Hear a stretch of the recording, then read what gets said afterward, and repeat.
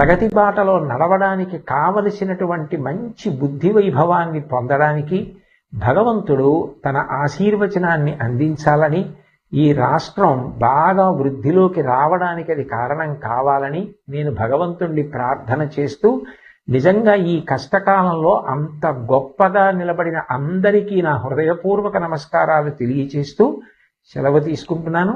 స్వస్తి. రాష్ట్రంలో కొత్త ప్రభుత్వం ఏర్పడి 100 రోజులైంది. ఈ 100 రోజులు అయి ప్రభుత్వ పరిపాలన ప్రారంభం కాగానే పెద్ద ఉపద్రవం వచ్చింది. కృష్ణానదికి గొప్ప వరదలు రావడం, ఆ వరదల్లో ఎన్నో వేల కుటుంబాలు నిర్వాసితులు కావడం, ప్రజలు అన్నవస్త్రాలకి అలమటించడం లాంటివి కూడా సంభవించాయి. అటువంటి విపత్కర సమయంలో రాష్ట్ర ముఖ్యమంత్రి గౌరవనీయులు శ్రీ నారా చంద్రబాబు నాయుడు గారు జేసీబీ ఎక్కి పడవలో ప్రయాణం చేస్తూ బురద